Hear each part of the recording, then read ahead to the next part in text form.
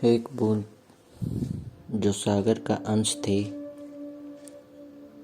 एक बार हवा के संग बादलों तक पहुंच गई। इतनी ऊंचाई पाकर उसे बड़ा अच्छा लगा और अब उस सागर के आंचल में कितने ही दोस्त नजर आने लगे। लेकिन अचानक एक दिन बादल ने उसे जमीन पर एक गंदे नाले में पटक दिया। एकाएक उसके सारे सपने, सारे अरमान चकनाचूर हो गए। ऐसा एक बार नहीं, अनेक बार हुआ। वह बारिश बन नीचे आती, फिर सूर्य की किरणें उसे बादल तक पहुंचा देती। अब उसे अपने सागर की बहुत याद आने लगी। उससे मिलने को वो बेचैन हो गई, बहुत तड़पी। फिर एक दिन सौभाग्यवश एक नदी के आंचल में जा गिरी। उस नदी ने अपनी बहती रहनुमाई में उसे सागर तक पहुंचा दिया।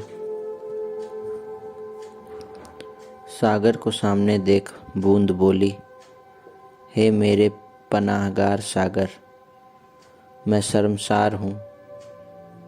अपने किए की सजा भुगत चुकी हूँ।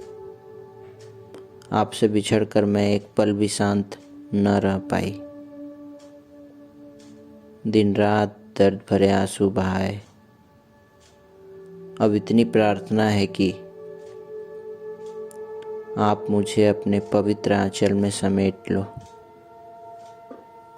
सागर बोला, हे बूंद, तुझे पता है तेरे बिन मैं इतना तड़पा हूँ। तुझे तो दुख सहकर एहसास हुआ, लेकिन मैं तो उसी वक्त से तड़प रहा हूँ जब तूने पहली बार हवा का संग किया था। तभी से तेरा इंतजार कर रहा हूँ। और जानती है, उस नदी को मैंने ही तेरे पास भेजा था। अब आजा मेरे आंचल में। बूंद आगे बढ़ी और सागर में समा गई। बूंद सागर बन गई।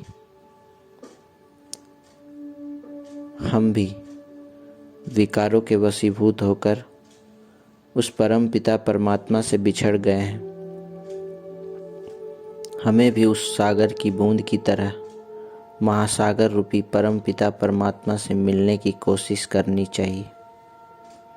अधिक से अधिक समय हमें ईश्वरीय सानिध्य में अब रहना चाहिए और अधिक से अधिक श्रेष्ठ पुण्य कर्म करने चाहिए, क्योंकि एक दिन हम सबको रूहानी यात्रा पर जाना है, जिसमें कोई भी खर्चा नहीं है, सीट भी निश्चित है, फ्लाइट भी ऑन टाइम है। हमारे सभी अच्छे कर्म हमारा सामान होंगे। हमारी इंसानियत हमारा पासपोर्ट होगी। प्यार हमारा वीजा होगा।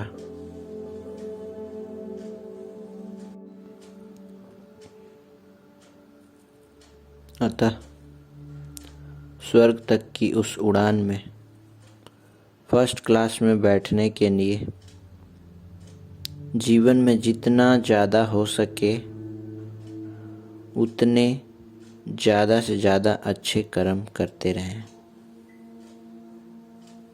ओम शांति।